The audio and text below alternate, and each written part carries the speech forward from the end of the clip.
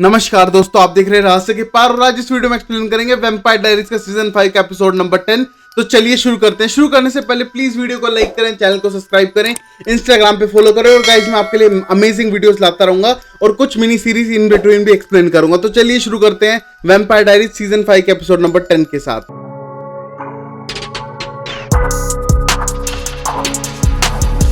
हम पहले सीन में डेमन को देखते हैं जो बहुत ज्यादा गुस्सा था और दीवार पे मुक्के मार मार के अपना गुस्सा निकाल रहा था।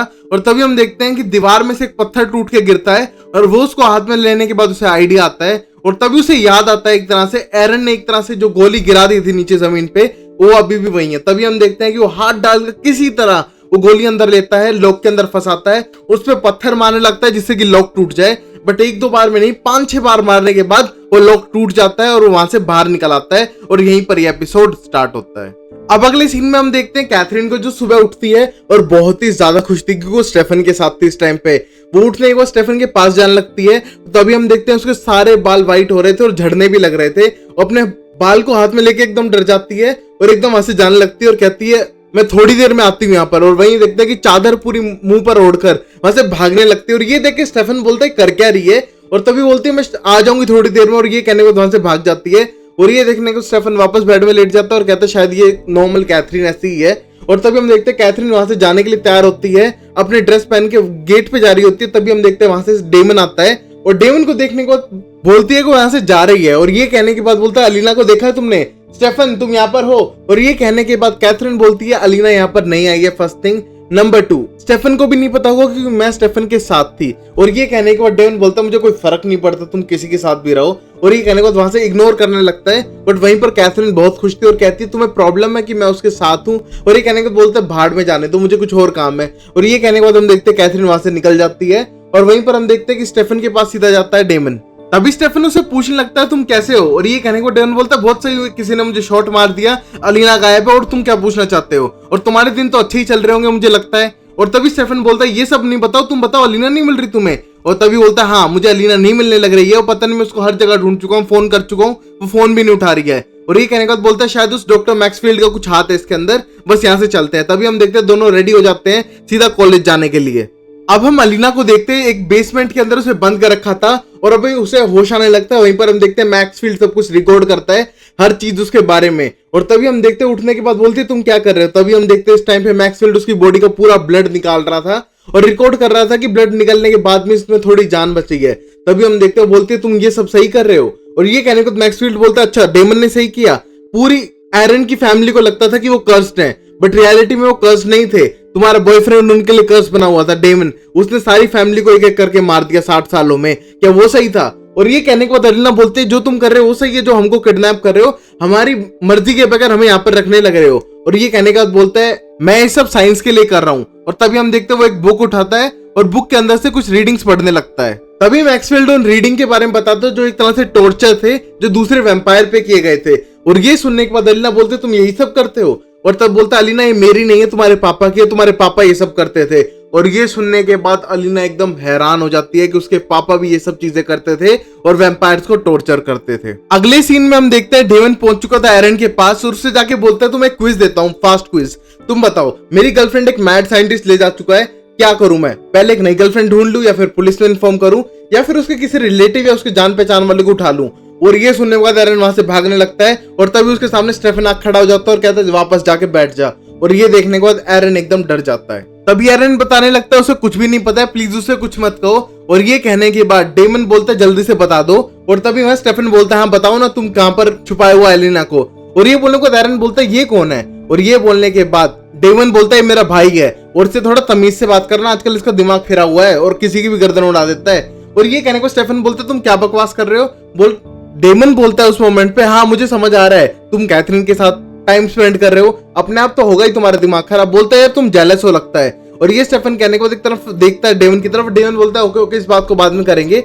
और ये कहने के बाद हम देखते हैं एरन बोलता है डेमन से मैंने तुम्हारे सर पे गोली मारी थी, तुम अब तक जिंदा कैसे हो। और ये कहने के बाद डेमन बोलता है यही तो तुम्हारी गलती थी, सर पे नहीं दिल पे मारनी थी इडियट। और उसके कान के नीचे लगाता है और कहता है ढंग से काम करा कर, अब तुझे हमें अलीना को ढूंढवा के देना और उससे फोन करके पूछ। अब हम देखते हैं अलीना को जो अभी वहां पर एक तरह से बांध के रखी हुई थी और तभी हम देखते हैं अलीना जगह पहचान लेती है और कहती है मेरे डैड का क्लिनिक था और ये कहने के बाद बोलता है बिल्कुल सही, बट यहाँ पर हमको कोई ढूंढने नहीं आएगा क्योंकि यहाँ पर एक तरह से वैम्पायर्स को जलाया गया था। उसके बाद मिस्टिक फॉल्स को किसी को भी शक नहीं होगा कि यहाँ पर हम हैं। और ये कहने के बाद हम देखते हैं उसके पास फोन आता है एरन का। फोन अटेंड करने के लिए बाहर जाता है मैक्सफील्ड और फोन अटेंड करने के बाद हम देखते हैं कि एरन डरा हुआ था और बोलता है कि तुम बताओ अलीना कहाँ पर है। और ये कहने के बाद बोलता है क्यों, तुम्हें क्यों चाहिए?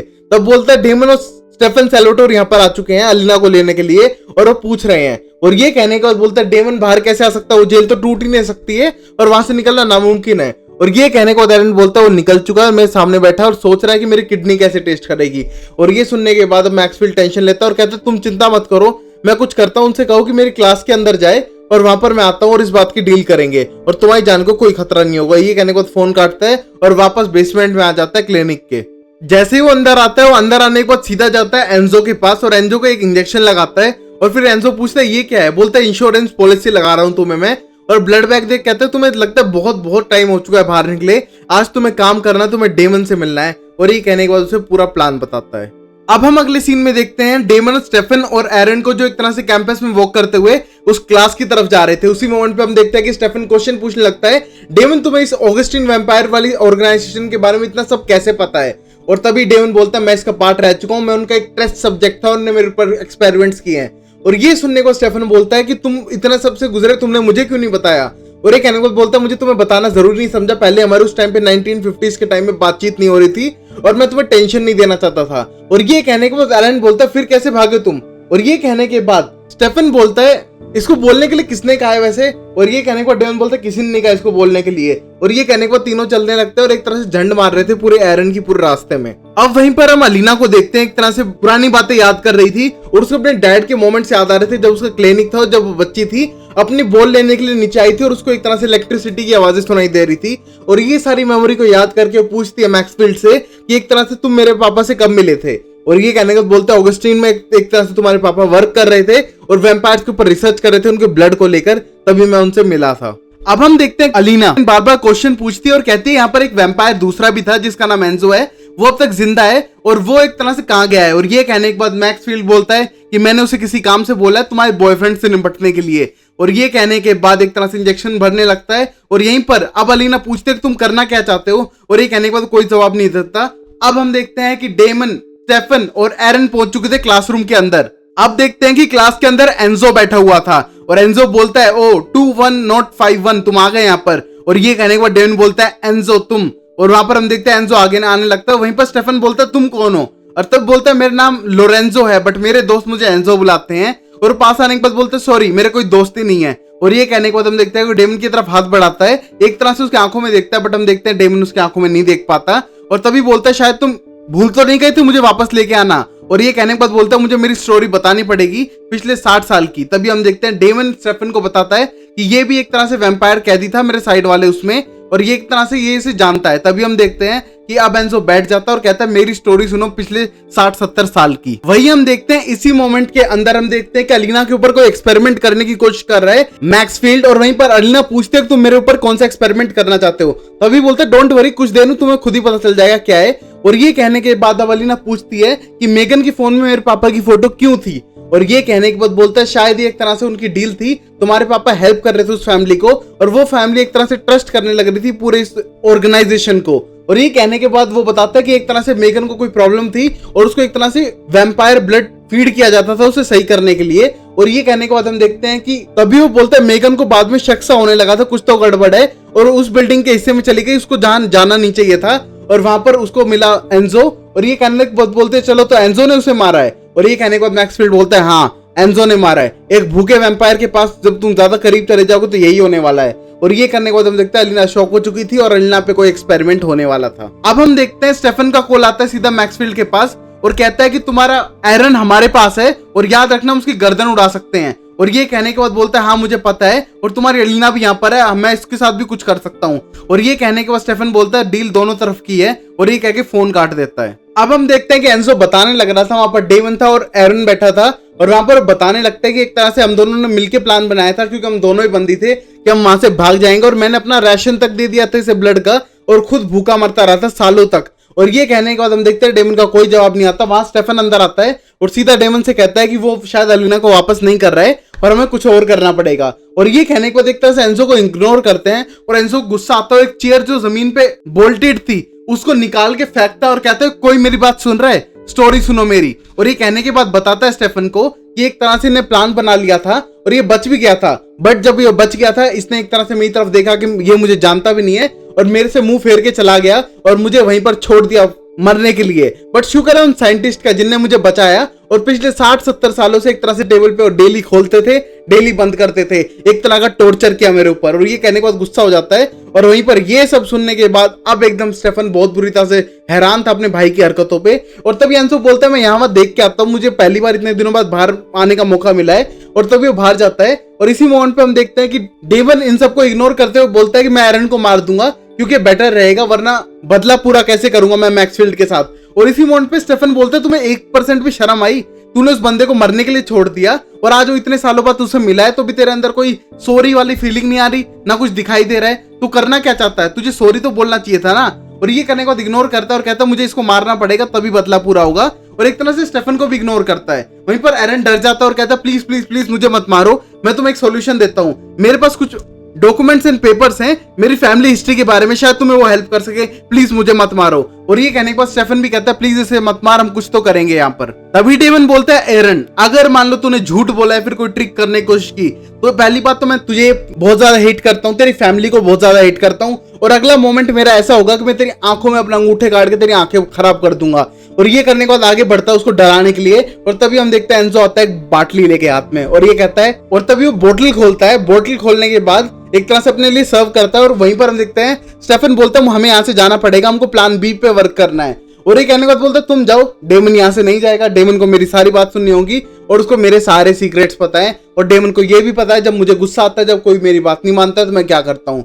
और ये कहने के बाद देखते हैं स्टेफन और एरन वहां से चले जाते हैं और डेमन उसी के साथ बैठ के बातें करने लगता है। अब हम देखते हैं एंजो से बात करने लगता है और क्वेश्चन पूछता है आज के टाइम के कि आज के टाइम में क्या क्या हो रहा है। और तभी हम देखते हैं कि इस मोमेंट पे डेमन बोलता है पहले तू बता देना कि कहां पर है और वहां पर मुझे अलीना को लेके आना है और तुझे बचा लेंगे, हम दोनों मिलकर एक तरह से मैक्सफील्ड को मार डालेंगे।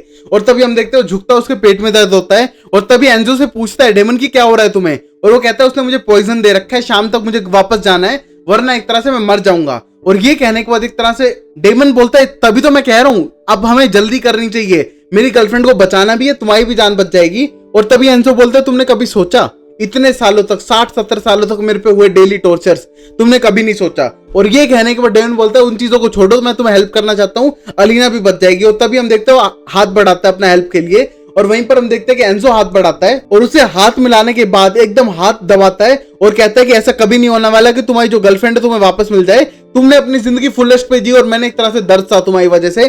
और ये कहने के बाद उसको खिड़की से बाहर फेंक देता है और यहाँ पर हम देखते हैं एंजो मर भी रहा था और बहुत ज्यादा गुस्से में भी था। एंजो उसका पीछा करते हुए नीचे आता है, वहीं हम देखते हैं कि अब डेमन गाड़ी के ऊपर पड़ा था और उसके बहुत चोट लगी थी। तभी हम देखते हैं एंजो आता है और कहता है कि तुम्हें और चोट लगनी चाहिए जितना तुमने काम किया है, और उससे लड़ने लगता है। वहीं डेमन बोलता है मैं तुम्हें वापस नहीं मारूंगा और वहां पर अपने आप को कंट्रोल करता है। और तभी एंजो ज्यादा मारने लगता है तो उसका हाथ पकड़ता है, मोड़ता है, उसको दूर फेंक के मारता है और कहता है कि मुझे मेरी गर्लफ्रेंड को ढूंढना है और जो तुझे करना है कर। और ये कहने के बाद जान लगता है, बट तभी हम देखते हैं एंजो उसकी गर्दन पकड़ता है। बट तब तक हम देखते हैं कि एंजो के अंदर जहर फैल रहा था और उसके पूरी बॉडी के ऊपर एक तरह से ब्लैक मार्क्स आने लग रहे थे और उसकी नसें सारी सूख रही थी। इस मोमेंट पे हम देखते हैं कि एंजो बहुत बुरी तरह से वीक पड़ जाता है और वहीं डेमन उसे कंट्रोल करने के लिए अपने बाहों में भर लेता है और एक तरह उसकी गोद में उसकी एक तरह से एंजो की मौत हो जाती है। इसको देखकर एकदम बहुत बुरी तरह से डेमन डर चुका था अपने दोस्त एंजो के लिए।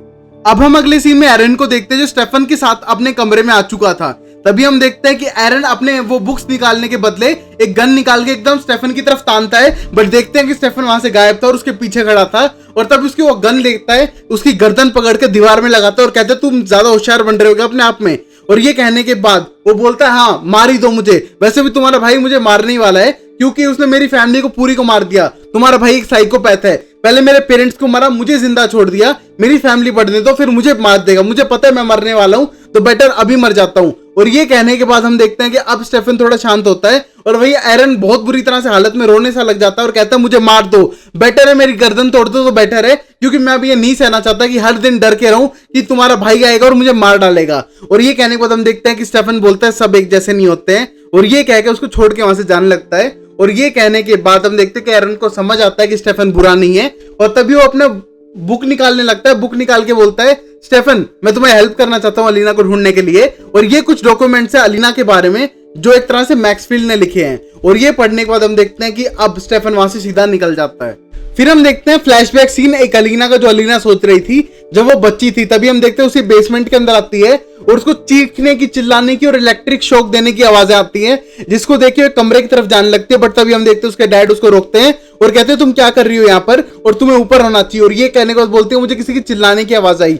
और ये कहने के बाद पापा बोलते हैं उसके कुछ नहीं हुआ यहाँ पर सब सही है। और डॉक्टर गिलबर्ट उसे ऊपर जाने के लिए कहते हैं और कहते हैं कि आज वो किसी बच्चे की जान बचाने वाले हैं जो तुम्हारी एज की है। और ये सुनने के बाद बचपन में अलीना बहुत ज्यादा खुश हो जाती है और अब अलीना की एक तरह से आंख खुलती है और वहां अपने पास मैक्सफील्ड को खड़ा पाती है। अलीना बिल्कुल भी खुश नहीं थी एक तरह से उसको देखकर, और वहीं पर बोलता है कि मेरा प्रोसेस कंप्लीट होने वाला है और एक तरह से जो मैं चाहता हूं वो तुम बनने वाली हो। और ये करने को इंजेक्शन भरने लगता है और कहता है ये मेडिसिन दुनिया बदल देगी। और ये कहने के बाद बोलते हैं कि एक तरह से तुम्हारी क्रेविंग होगी ना वो वैम्पायर ब्लड के लिए हो जाएगी। और ये कहने के बाद अलीना बोलती है जैसे जेसी को तुमने कर दिया था और उसने एक तरह से फीड करना शुरू कर दिया था दूसरे वैम्पायर्स पे और एक तरह से डेमन को भी मारने वाला था। वो बोलता है हाँ मैं एक तरह से वैम्पायर जितने कम है उन सबको भी खत्म करवा दूंगा एक वैम्पायर से।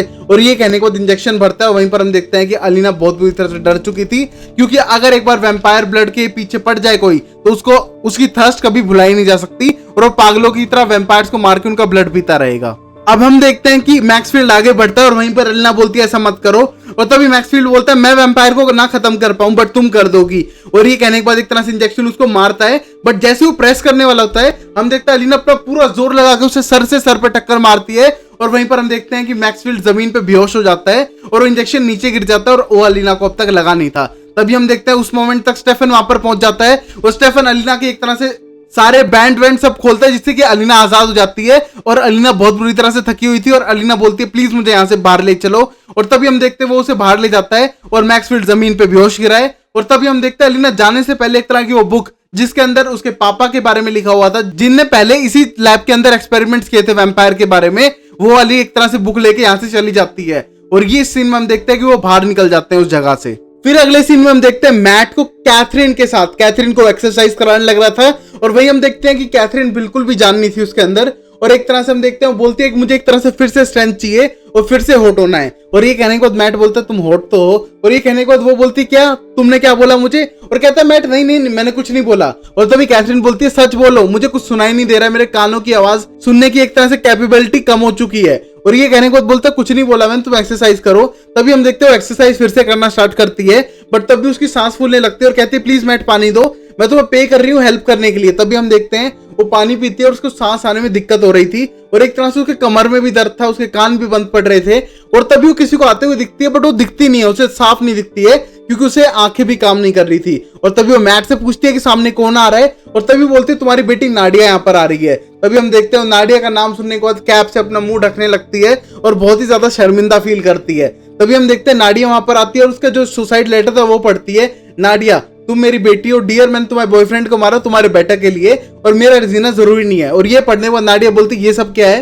और तभी हम देखते हैं कि अब कैथरीन बोलती है मुझे पता था ये स्टेफन तुम्हें सब कुछ बता देगा।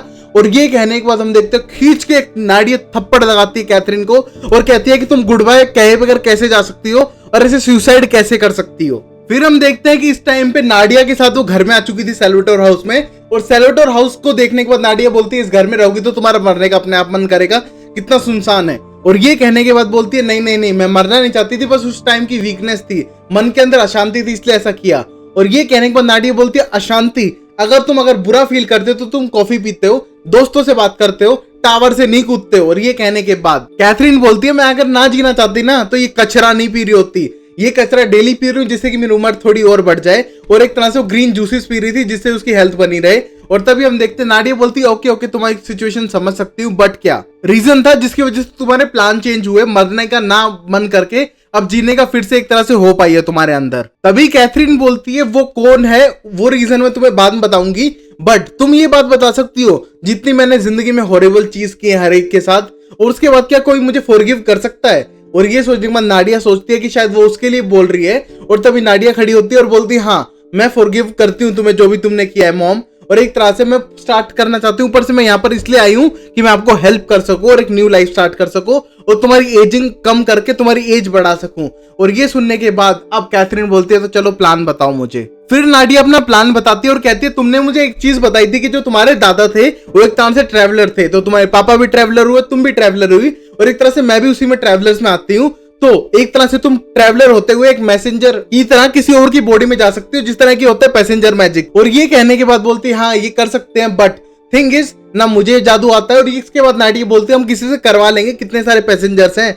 और ये कहने के बाद नाडिया को बोलती है कैथरीन इतना आसान नहीं है। एक तरह से दादाजी और पापा ने एक तरह से मना कर दिया था और वो थोड़े वियर्डो हो चुके थे। उन्होंने कहा था कि ट्रैवलर्स मैजिक एक तरह से डेविल्स मैजिक और हम यूज नहीं करते हैं। और फिर कैथरीन बोलती है यार जब से मैं वैम्पायर बनी उसके बारे में मैंने कभी सोचा भी नहीं कि मैं वापस पैसेंजर बन के एक तरह से ट्रैवलर बन जाऊंगी। और तभी नाडिया बोलती है सोच के तो देखो एक बार, तुम एक तरह से ट्रैवलर हो और तुम्हारे ब्लड के अंदर ट्रैवलिंग वाली चीज है। एक तरह से अगर मान लो जिस तरह ग्रेगर मेरे बॉयफ्रेंड ने किया था, तुम भी किसी की बॉडी में जा सकती हो और एक तरह से तुम बच जाओगी, जैसे कि ग्रेगर ने मैट की बॉडी ली। और ये कहने के बाद कैथरीन बोलती है मैट की बॉडी ली ना उसने, वो एक तरह से बारटेंडर। और ये कहने के बाद जोक उड़ाती है मैट का। और वहीं पर हम देखते हैं कि कैथरीन बोलती है मैं इस बॉडी को ज्यादा पसंद करती हूँ क्योंकि ये स्टेफन को पसंद है। और ये सुनने के बाद अब नाडिया को बहुत हैरानी महसूस होती है। तभी कैथरीन एक्सप्लेन करने लगती है एक तरह से स्टेफन मुझे वापस पसंद करने लगा है और एक तरह से वो मेरे साथ खुश है एक तरह से, और मैं ये वापस उससे फॉरगिवनेस चाहती हूँ। और ये सुनने के बाद अब नाडिया बोलती है कि तुम मेरी नहीं स्टेफन की बात कर रही थी एक तरह से फॉरगिव वाली। और तब बोलती हाँ मैं उसी की बात कर रही थी, काश कि मुझे फॉरगिव कर दे। और एक तरह से मेरी 538 ईयर्स के ओल्ड के बाद शायद मेरा कुछ तो सही हो। और ये कहने के बाद हम देखते हैं कि अब नाडिया को गुस्सा आता है और कहती है जितना तुम जी चुकी हो ना तो सही है, जब चाहे मर जाओ, अब चाहे मर भी जाओगी तो कोई भी तुम्हें बचाने नहीं आएगा और चाहे तो फिर ट्राई कर लो। और ये कहने के बाद वहां से चली जाती है। और तभी कैथरीन सोचने लगती है शायद उसने कोई गलत बात कह दी है। अब फिर हम अगले सीन में नाडिया को देखते हैं जो रात को एक तरह से बैठी हुई थी मिस्ट्री ग्रिल्स के अंदर। और वहां पर हम देखते हैं कि सब कुछ क्लोज करने के बाद अब जाने की तैयारी कर रहा था मैट वहां पर। और वो मैट से बोलती है कि मैं टाउन छोड़ के जा रही हूँ। और ये कहने के बाद मैट बोलता है क्यों, तुम ऐसा क्यों कर रही हो वैसे। और वो बोलते हैं कि मैंने एक तरह से होप खो दी है और कैथरीन को मैंने कितना समझाया वो शायद नहीं मान रही, और ये तुम नाइफ रख लो, ये एक तरह से ट्रैवलर्स का नाइफ है। और ये कहने के बाद मैट बोलता है यार मैंने इससे कितनी मुश्किल से पीछे छुड़ाया है, तुम मुझे नाइफ वापस दे रही हो। और तब बोलती है हाँ मुझे वापस देना है, प्लीज ये तुम रख लो। और एक तरह से अगर कैथरीन अपना प्लान बदले, एक तरह से जीने के एक होप वापस लाए तो प्लीज काम आएगा तुम्हारे और ये तुम्हारे पास सुरक्षित रहेगा। और ये कहने के बाद वो बोलता है शायद ऐसा ना हो क्योंकि वो कैथरीन है, वो सिर्फ अपने बारे में सोचती है। और ये कहने के बाद हम देखते हैं कि नाडिया बहुत ज्यादा इमोशनल हो जाती है और कहती है कि मैंने उसे 500 सालों से ढूंढा है, दिन रात ढूंढा है, और अब जो वो मर चुकी है तो उसको खोने का डर है। और मुझे अब ये नहीं पता चल रहा है कि जब वो मरने वाली है मैं उसके साथ रहूं या उसे छोड़ के चली जाऊं। और ये कहने के बाद रोने लग जाती है। वहीं हम देखते हैं मैट उसके पास बैठता है और कहता है कि हाँ मुझे पता है सिचुएशन का, मेरी मॉम भी एक तरह से कैथरीन वाली पर्सनैलिटी की थी। और वहीं पर हम देखते हैं नाडिया बोलती है कि हम होप छोड़ दें, हम होप तो लगा के रख सकते हैं कि वो एक दिन सही हो जाएंगे और हमारे लिए वापस कुछ करेंगे। और ये कहने के बाद हम देखते हैं कि नाडिया से वो नाइफ लेता है और कहता है कि नाडिया एक तरह से नाइफ मेरे पास सेफ रहेगा, तुम्हें टेंशन लेने की जरूरत नहीं है और तुम जा सकती हो, अगर तुम्हें जाना है रुकना है तो रुक भी सकती हो। हम देखते हैं नाडिया फिर खुश हो जाती है। फिर अगले सीन में हम देखते हैं एंजो को, एक तरह से वो अभी भी कॉलेज के अंदर था और वहां पर हम देखते हैं उसे होश आता है और वो देखता है अपनी बॉडी को कि वो बिल्कुल सही है। और तभी वो बैठा देखता है डेमन को और डेमन बोलता है मैंने तुम्हें सही कर दिया। और ये कहने के बाद एंजो बोलता है तुमने मुझे कैसे सही किया वैसे। और बोलता है इतनी सारी एंटीडोट्स पड़ी थी, मैंने सारी ट्राई कर ली, उनमें से कोई एक काम कर गई और तुम सही हो गए हो। वैसे भी मैं देखना चाहता था अपने एक दोस्त को जो एक तरह से वेन में पड़ा और मेरी गर्लफ्रेंड के साथ मैं खुश रहूं। और ये कहने के बाद एंजो बोलता है तू मजाक मत कर, एक तरह से तूने मुझे छोड़ दिया था और तू कुछ अच्छे इंसानों में से एक नहीं है। और ये कहने के बाद हम देखते हैं कि अब डेमन के पास आता है उसे मारने के लिए। और तभी डेमन उसके दिल में हाथ डालता है और उसको एक तरह से रोकता है, दर्द देता है और कहता है तुम्हें मेरी साइड की भी स्टोरी सुननी पड़ेगी, उसके बाद अपनी साइड की स्टोरी को एज अ कंक्लूजन लेना। उसने कहा कि तुम्हें बचाने के चक्कर में मैंने अपने हर ट्राई किया बट नहीं होने पर मैंने अपनी ह्यूमैनिटी टर्न ऑफ कर ली। तुमने सोचा कितना खतरनाक चीज की मैंने अपनी लाइफ की, और तुम्हें ना बचाना मेरी चॉइस नहीं थी बल्कि मेरा सर्वाइवल ओपिनियन था।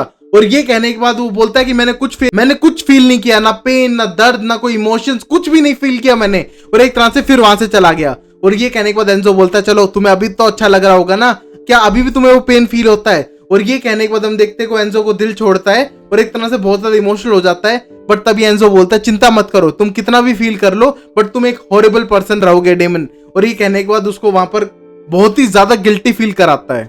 और फिर कहता है एंजो कि तुमने मेरी जिंदगी बर्बाद कर दी, मैंने अपनी पूरी जिंदगी एक तरह से तुम पे सौंप के रख दी थी और तुमने एक तरह से उसका गलत इस्तेमाल किया है, सिर्फ तुमने सेल्फिश होकर डिसीजन लिए हैं और मेरी एक तरह से जिंदगी बर्बाद की है। अब हम देखते हैं डेमन घर आ चुका था और वहां पर अलीना बैठ के पढ़ने लग रही थी वो बुक जो उठा के लाई थी, और उस बुक में लिखा था कि एक तरह से मेगन को उसने ट्रीट किया उसके डैड ने, और तभी ये सारी बातें एक तरह से बताने लगते हैं डेमन को और कहती है जो मेरी मेगन रूममेट है वो उसको एक तरह से हेल्प किया है जब वो 7 साल की थी 1999 में, एक तरह से उसे ट्रीट करना शुरू कर दिया था और आज वो एक तरह से जो सही है वो सिर्फ मेरे डैड की वजह से है। तभी उसने अपनी वॉलपेपर पे अपने फोन में मेरे डैड के बहुत सारे फोटो रख रखे थे और ये कहने के बाद खुश हो जाती है कि मेरे डैड ने एक तरह से हेल्प की लोगों की, फैमिली की, बच्चों की। और ये कहने के बाद डेमन बोलता है कितनी ग्रेट हो तुम अलीना, इतने सारी चीजें बेकार के बीच में एक अच्छी चीज तो तुमने ढूंढ ही ली। और बोलते हैं तुमने उसके बारे में नहीं सोचा, वैम्पायर्स को इतना पेन हुआ, उनको बीच में से काट दिया गया इन एक्सपेरिमेंट्स के लिए। और ये कहने के बाद उठ के वहां से जाने लगता है। तभी डेमन बोलता है जाते समय कि तुम हर चीज को डिफेंड करती हो,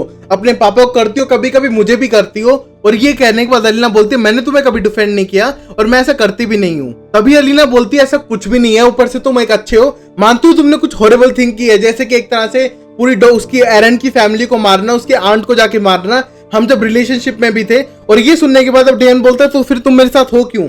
और ये कहने के बाद उठती है और कहती है क्योंकि मैं तुमसे प्यार करती हूँ और मैं तुम्हें जज नहीं करती हूँ। और ये कहने के बाद बोलता है कि मैं चाहता हूँ कि तुम मुझसे दूर चली जाओ तो बेटर है, क्योंकि अगर तुम मुझसे दूर नहीं गई तो तुम मेरी जैसे बन सकती हो। और ये कहने के बाद बोलती है मैं ऐसी नहीं बनूंगी और एक तरह से जो तुमने किया उसमें तुम्हारी गलती नहीं थी, तुम 5 साल टॉर्चर के अंदर रहे हो। और ये कहने के बाद चिल्लाता है डेमन और कहता है स्टॉप डिफेंडिंग मी, हर बात पे तुम मेरी जैसी नहीं हो सकती हो और एक तरह से मुझे डिफेंड नहीं कर सकती हो, मैंने कुछ गलत चीजें की है और मैं ऐसा ही हूं और मैं नहीं बदलने वाला, तुम्हारे लिए भी नहीं। और ये कहने के बाद बोलता है बेटर कि तुम मुझसे दूर चली जाओ। और ये कहने के बाद वहां से चला जाता है और अलीना बहुत बुरी टेंस्ड और डिप्रेस हो जाती है और सोचती है अब क्या करना है। अब हम कैथरीन को देखते हैं जो अपने रिंकल्स देख रही थी चेहरे पे, और तभी कैथरीन बोलती है एक तरह से मेरे फेस पे रिंकल हो गए हैं। और ये कहने के बाद स्टेफन हंसता है और कहता है कि तुम्हें इन रिंकल्स की अब तक पड़ी है। और ये कहने के बाद बोलती है वेरी फनी, तुम मजाक अच्छा कर लेते हो बट मेरे लिए और इम्पोर्टेंट और मैटर करता है क्योंकि मैं एक तरह से मर रही हूँ और मेरी एजिंग बहुत ज्यादा फास्ट हो रही है। तभी हम देखते हैं वो दोनों पास आने लगते हैं और तभी कैथरीन पूछती है उससे कि तुम्हारा दिन कैसा गया। बोलता है हाँ मैं जानता हूँ तुम क्या पूछना चाहती हो, दिन अच्छा गया और तुम्हारे साथ जो मोमेंट्स हुए मुझे याद है बट एक तरह से वो इनफ नहीं है। और ये कहने के बाद कैथरीन बोलती है कि तुमने मुझे एक तरह से फॉरगिव नहीं किया है। और बोलता है नहीं कर सकता, मैं एक रात में पूरे 147 ईयर्स को फॉरगिव नहीं कर सकता कोई। और ये करने के बाद हम देखते हैं इमोशनल हो जाती है और अपनी ऊपर की कैप निकालती है और कहती है मैं मर रही हूँ और मरने के बाद देख लेना कुछ होगा क्या नहीं। और ये कहने के बाद वहां से जाने लगती है और पूछती है कि तुम्हें क्या लगता है कि तुम मुझे अलीना की तरह प्यार नहीं कर पाओगे, और बोलो कि तुम मुझे अलीना की तरह प्यार करते हुए उससे बेटर समझते हो। तभी हम देखते हैं कि स्टेफन कोई जवाब नहीं देता है और वहीं पर वो आंखों में इमोशनल हो चुकी थी और उसकी आंखों में एक तरह से आंसू आने वाले थे और बोलती है स्टेफन फिर मैं यहाँ से जा रही हूँ। तभी हम देखते हैं स्टेफन उसका हाथ पकड़ता है और कहता है आई एम सॉरी कि तुम मरने जा रही हो और एक तरह से मर रही हो, उसके लिए मुझे बहुत बुरा फील हो रहा है। और ये कहने के बाद वो खुद कहती है कि हाँ मैं भी नहीं मरना चाहती हूँ बट ये प्रोसेस अब हो रही है। अब फिर हम अगले सीन में देखते हैं एरन पहुंच चुका था मैक्सफील्ड के पास और वो उसे जगाने की कोशिश करता है। उस जगह को देख के एकदम हैरान था यहाँ पर हो क्या रहा है। और तभी हम देखते हैं वो होश में आता है और मैक्सफील्ड की गर्दन पकड़ कहता है तुम ये सब क्या कर रहे हो और यहाँ पर क्यों आए हो और ये जगह क्या है। और ये कहने के बाद मैक्सफील्ड बोलता है ये एक तरह से रिसर्च सेंटर है हमारा। फिर हम देखते हैं कि अब एरन को गुस्सा आता है, उसको धक्का मारता है, गिरा देता है और कहता है तुम मुझसे दूर रहो तो बेटर है, अब तुम्हें हमारे आसपास भटकने की भी जरूरत नहीं है। और तभी हम देखते हैं वो इंजेक्शन देखता है जो अलीना को लगाने वाला था, वो इंजेक्शन वहां से उठाता है और फिर हम देखते हैं एरन वहां से चला जाता है। और वहीं पर हम देखते हैं कि मैक्सफील्ड जमीन पे गिरा हुआ था। वहीं हम अब अलीना को देखते हैं एक तरह से बहुत ज्यादा टेंस थी अपने फादर की हरकतों की वजह से कि वो वैम्पायर्स पे इतने सारे अत्याचार करते थे और वो सब सोच सोच के एक तरह से गिल्ट महसूस कर रही थी। और अब गिल्ट के बाद हम देखते हैं कि जो उसकी डायरी जिसमें सारी चीजें लिखी हुई थी वो आग में फेंक देती है और आग में फेंकने के बाद एक तरह से उसको रिलीफ भी मिलता है बट उसके फादर की हरकतों की वजह से वो शर्मिंदा फील करती है। अब हम लास्ट सीन में कैथरीन को देखते हैं। कैथरीन अपना बैग पैक करती है और वहां से चुपचाप जाने के लिए निकल लेती है और नाडिया को फोन करती है उसकी बेटी को और बोलती है प्लीज ट्रेवलर को मनाओ कि मुझे एक तरह से स्पेल करवाएं और मुझे यहाँ से निकलना होगा और मैं अपनी जान बचाना चाहती हूँ। और ये कहने के बाद उसकी बेटी बोलती है जो बहुत ज्यादा खुश थी इस बात से और कहती है कि तुम रियल में बचना चाहती हो, चलो तुम्हारा माइंड तो चेंज हुआ। और ये कहने के बाद कैथरीन बोलती है तुम्हें पता है मैं एक सर्वाइवर हूँ। और ये कहने के बाद वो जाने लगती है और वहीं पर उसकी बेटी बोलती है हाँ मुझे पता है और शायद स्टेफन ने भी तुम्हें किसी तरह का इन्फ्लुएंस किया है। और ये कहने के बाद हंसती है और कहती है हाँ एक तरह से उसने मुझसे कहा कि उम्मीद अभी भी बाकी है कि मैं सही हो सकती हूँ। और ये कहने के बाद वहां से निकलने लगती है और तभी हम देखते हैं जैसे उसके बैग से जो वजन उसकी बॉडी पे पड़ रहा था वो ज्यादा था और उसके हाथ से बैग गिर जाता है और वहीं पर हम देखते हैं उसको चेस्ट में दर्द होने लगता है, उसका फोन गिर जाता है और सीढ़ियों से गिरकर वो जमीन पे गिर जाती है और वहां पर वो एक तरह से पड़ी रहती है। उसी मोमेंट पे हम देखते हैं कि एपिसोड खत्म हो जाता है और वहीं पर नाडिया उसको बार बार हेलो हेलो करती है, बट यहाँ कैथरीन कोई जवाब नहीं दे रही। सीजन 10 का एपिसोड नंबर 5 खत्म होता है। तो guys I hope you like this episode. अच्छा लगे तो लाइक शेयर सब्सक्राइब करो।